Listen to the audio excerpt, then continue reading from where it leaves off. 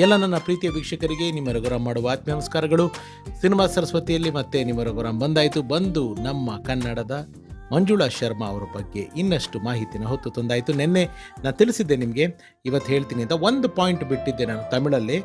ರಾಮನಾರಾಯಣ್ ಅಂತ ನಿರ್ದೇಶಕರು ನಾನು ಏನು ಹೇಳಿದ್ದೆ, ಆ ನಿರ್ದೇಶಕರ ಸಾಕಷ್ಟು ಕಮರ್ಷಿಯಲ್ ಚಿತ್ರಗಳಲ್ಲಿ ಮಂಜುಳಾ ಶರ್ಮಾ, ಅಲ್ಲಿನ ಇಳೆಯರಸಿ ಅವರು ತುಂಬ ಚಿತ್ರಗಳಲ್ಲಿ ಕಾಣಿಸ್ಕೊಂಡಿದ್ದಾರೆ. ಕಮರ್ಷಿಯಲಿ ತಮಿಳು ಸಿನಿಮಾಗಳಲ್ಲಿ ಅವರಿಗೆ ಒಳ್ಳೆ ಬ್ರೇಕ್ ಕೊಟ್ಟ ನಿರ್ದೇಶಕರು ನಮ್ಮ ರಾಮನಾರಾಯಣ್ ಅವರು. ಇದೊಂದು ಪಾಯಿಂಟ್ ನೆನ್ನೆ ಹೇಳೋದನ್ನು ಮರ್ತಿದ್ದೆ, ಅದನ್ನು ಹೇಳಿ ಈಗ ನಮ್ಮ ಕನ್ನಡ ಚಿತ್ರರಂಗದ ಕಡೆಗೆ ಬರ್ತೀನಿ. ಕನ್ನಡ ಚಿತ್ರರಂಗಕ್ಕೆ ಮಂಜುಳಾ ಶರ್ಮಾ ಅವರು ಮಂಜುಳಾ ಶರ್ಮಾ ಆಗಿಯೇ ಪರಿಚಯ ಆಗಿದ್ದು ಚಂದ್ರಶೇಖರ್ ಶರ್ಮಾ ಅವರ ನಿರ್ದೇಶನದ, ನಮ್ಮ KSL ಸ್ವಾಮಿ ಹಾಗೂ ರಾಧಮ್ಮ ಅವರ ನಿರ್ಮಾಣದ ರಾಧಾ ರವಿ ಚಿತ್ರ ಅವರ ಮುತ್ತೈದೆ ಭಾಗ್ಯ ಚಿತ್ರದ ಮೂಲಕ.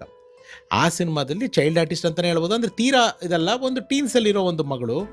ಟೈಗರ್ ಪ್ರಭಾಕರ್ ಅವ್ರಿಗೆ ಆ್ಯಂಡ್ ಮಂಜುಳಾ ಶರ್ಮಾ ಅವರಿಗೆ ತುಂಬ ಒಳ್ಳೆ ನಂಟು ಅಂತ ಕಾಣುತ್ತೆ. ಯಾಕೆಂದರೆ ಈ ಸಿನಿಮಾದಲ್ಲಿ, ಮುತ್ತೈದೆ ಭಾಗ್ಯ ಸಿನಿಮಾದಲ್ಲಿ, ಪ್ರಭಾಕರ್ ಸರ್ ಅವರ ಮಗಳ ಪಾತ್ರದಲ್ಲಿ ನಮ್ಮ ಮಂಜುಳಾ ಶರ್ಮಾ ಅವರು ಕಾಣಿಸ್ಕೋತಾರೆ. ಇದಾದಮೇಲೆ ಹೊಸ ಇತಿಹಾಸ ಅಂತ ಮತ್ತೆ ಪ್ರಭಾಕರ್ ಸರ್ ಸಿನಿಮಾ, ಆ ಸಿನಿಮಾದಲ್ಲೂ ಕೂಡ ಪ್ರಭಾಕರ್ ಸರ್ ಅವರ ತಂಗಿಯ ಪಾತ್ರದಲ್ಲಿ ಕಾಣಿಸ್ಕೋತಾರೆ. ಅಂದರೆ ಅವರು ಆ ಹೊಸ ಇತಿಹಾಸ ಸಿನಿಮಾದಲ್ಲಿ ಅವರ ಪಾತ್ರದ ಗಾತ್ರ ಸ್ವಲ್ಪ ಕಡಿಮೆನೆ, ಆದರೆ ಇಡೀ ಚಿತ್ರದ ಕತೆ ಸುತ್ತದೆ ಅವರ ಪಾತ್ರದ ಮೇಲೆ. ಒಬ್ಬ ಅಣ್ಣ ತಂಗಿನ ಪ್ರೀತಿಯಿಂದ ಸಾಕಿರ್ತಾರೆ, ಇದ್ದಕ್ಕಿದ್ದಂಗೆ ತಂಗಿ ಕಣ್ಮರೆ ಆಗ್ಬಿಡ್ತಾರೆ. ಆಮೇಲೆ ನೋಡಿದ್ರೆ ಎಲ್ಲೋ ತಂಗಿನ ಹುಡುಕೋ ಪ್ರಯತ್ನದಲ್ಲಿ ನೋಡಿದಾಗ ಯಾವುದೊಂದು ಕ್ಲಬ್ಬಲ್ಲಿ ಒಂದು ಬೇರೆ ಥರದಲ್ಲಿ ಇರ್ತಾರೆ. ಆವಾಗ ಆ ವಿಲನ್ಗಳನ್ನ ರಿವೇಜ್ ತೊಗೊಳ್ಳೋದು, ಈ ಥರದ ಕತೆ. ನಮ್ಮ ಡಿ ಬಾಬು ಅವರು ಈ ಸಿನಿಮಾ ನಿರ್ದೇಶಕರು ಬಹಳ ಅದ್ಭುತವಾಗಿ ಹೊಸ ಇತಿಹಾಸ ಚಿತ್ರ ನಿರ್ದೇಶನ ಮಾಡಿದರು. ಇದಾದ್ಮೇಲೆ ನಿಮಗೆಲ್ಲ ಗೊತ್ತು, ಅಂಬರೀಷ್ ಅಣ್ಣಂದು ಒಲವಿನ ಉಡುಗೊರೆ. ಹಬ್ಬ, ಅದರಲ್ಲಿ ಅಂಬರೀಷ್ ಅಣ್ಣ ವೈಟ್ ಆ್ಯಂಡ್ ವೈಟ್ ಸೂಟಲ್ಲಿ ಒಂದು ಪಿಂಕ್ ಕಲರ್ ಸ್ಯಾರಿನಲ್ಲಿ ಮಂಜುಳಾ ಶರ್ಮಾ ಮೇಡಮ್ ಅವರು ಆ ಟೈಟ್ಲ್ ಸಾಂಗು ಅದ್ಭುತ. ಅವರ ಅದೃಷ್ಟ ಏನಂದರೆ ತಮಿಳಿನಲ್ಲೂ ಅಷ್ಟೇ, ಅಂದರೆ ತಮಿಳಲ್ಲಿ ನನಗೆ ಹಾಡುಗಳು ಗೊತ್ತಿಲ್ಲ, ಬಟ್ ಕನ್ನಡದಲ್ಲೂ ಅವ್ರದ್ದು ಬಹುಶಃ ಸಾಕಷ್ಟು ಹಾಡುಗಳು ಹಿಟ್ಟು. ಒಲವಿನ ಉಡುಗೊರೆ ಟೈಟಲ್ ಟ್ರ್ಯಾಕ್ ಇರ್ಬೋದು, ವಿಷ್ಣು ಸರ್ ಜೊತೆ ಮಾಡಿದ ಒಂದಾಗಿ ಬಾಳು ಸಿನಿಮಾದಲ್ಲಿ ಅವರ ಹಾಡುಗಳಿರ್ಬೋದು, ಎಲ್ಲವೂ. ಇದಾದಮೇಲೆ ವಿಷ್ಣು ಸರ್ ಜೊತೆ ನಮ್ಮೂರ ರಾಜ ಸಿನಿಮಾದಲ್ಲಿ ಕಾಣಿಸ್ಕೋತಾರೆ, ಅದರಲ್ಲಿ ನಾಯಕಿಯಾಗಿ ಕಾಣಿಸ್ಕೋತಾರೆ. ನಮ್ಮೂರ ರಾಜ ಆದಮೇಲೆ ನಮ್ಮ ವಿನೋದ್ ಅಳ್ವ ಸರ್ ಜೊತೆ ತಾಳಿಯ ಆಣೆ ಪಿಕ್ಚರಲ್ಲಿ ಮಾಡ್ತಾರೆ. ಪದ್ಮವ್ಯೂಹ ಸಿನಿಮಾದಲ್ಲಿ ಮಾಡ್ಕೊಂತಾರೆ, ಹೇಗೇನು ಅದರಲ್ಲೂ ಪ್ರಭಾಕರ್ ಸರ್, ಮುರಳಿ ಸರ್ ಎಲ್ಲರೂ ಮಾಡಿದರು. ಆಮೇಲೆ ಒಂದಾಗಿ ಬಾಳಲು ಕಾಣಿಸ್ಕೊತಾರೆ, ಮತ್ತು ನಮ್ಮ ದಾದಾ ಜೊತೆ ಪೋಲಿ ಕಿಟ್ಟಿ ಸಿನಿಮಾ ಕಾಶಿನಾಥ್ ಸರ್ ಜೊತೆಗೆ.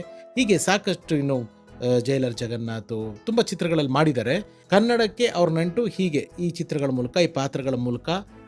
ಅದರಲ್ಲೂ ಕೆಲವು ಒಲವಿನ ಉಡುಗೊರೆ ಇರ್ಬೋದು, ಪೋಲಿ ಕಿಟ್ಟಿ ಇರ್ಬೋದು, ಇಲ್ಲ ಒಂದಾಗಿ ಬಾಳು ಇರ್ಬೋದು, ಈ ಸಿನಿಮಾಗಳಲ್ಲೆಲ್ಲ ಅವರ ಪಾತ್ರ, ಅವರ ಅಭಿನಯ ನಿಜಕ್ಕೂ ತುಂಬ ತುಂಬ ಒಂಥರ ಕಾಂಟ್ರಾಸ್ಟ್. ಹೆಂಗೆಂದರೆ ಈ ಸಿಟಿ ಹುಡುಗಿ ಪಾತ್ರಕ್ಕೂ ಸೂಟ್ ಆಗ್ತಾಯಿದ್ರು, ಪಕ್ಕ ಈ ಹೋಮ್ಲಿ ಕ್ಯಾರೆಕ್ಟ್ರು ನಾನು ಲಾಸ್ಟ್ ಎಪಿಸೋಡಲ್ಲೇ ಹೇಳ್ದಂಗೆ ಈ ಹಳ್ಳಿ ಹುಡುಗಿ ಪಾತ್ರಕ್ಕೂ ಸೂಟ್ ಆಗ್ತಾಯಿದ್ರು. ಎಲ್ಲ ಪಾತ್ರಗಳಲ್ಲೂ ತಮ್ಮನ್ನು ತಾವು ತೊಡಗಿಸ್ಕೊತಾ ಇದ್ರು. 90s ಬರ್ತಾ ಇರೋ ಹಾಗೇ ಸಿನಿಮಾದಲ್ಲಿ ಹೊಸ ಹೀರೋಯಿನ್ಗಳ ಅಲೆ ಸ್ಟಾರ್ಟ್ ಆಯಿತು. ಬೇರೆ ಬೇರೆ ಥರ ಪಾತ್ರಗಳು ಮಾಡೋರು ಅಥವಾ ಬೇರೆ ಬೇರೆ ಥರ ಕಲಾವಿದರ ಒಂದು ಹೊಸ ವರ್ಗ ಬರೋಕ್ಕೆ ಸ್ಟಾರ್ಟ್ ಮಾಡಿದಾಗ ಅವರೇ ಸ್ಲೋ ಡೌನ್ ಮಾಡಿ ಟೆಲಿವಿಷನ್ ಸೀರಿಯಲ್ ಕಡೆಗೆ ಡೈವರ್ಟ್ ಆದರು. ತಮಿಳಿನ ಸಾಕಷ್ಟು ಧಾರಾವಾಹಿಗಳಲ್ಲಿ ಕಲಾವಿದರಾಗಿ ದುಡಿದಿದ್ದಾರೆ. ನಂತರ ಮದುವೆ ಆಗಿ ಸುಖವಾಗಿ, ಸಂತೋಷವಾಗಿ, ನೆಮ್ಮದಿಯಾಗಿ ಇವಾಗ ಸಂಸಾರ ಮಾಡ್ತಾ ಇದ್ದಾರೆ. ನನಗೆ ತಿಳಿದಿರೋ ಮಾಹಿತಿ ಪ್ರಕಾರ ಅಗೇನ್ ಚೆನ್ನೈನಲ್ಲೇ ಇದ್ದಾರೆ ಅನ್ನೋ ಒಂದು ಸುದ್ದಿ ಇದೆ.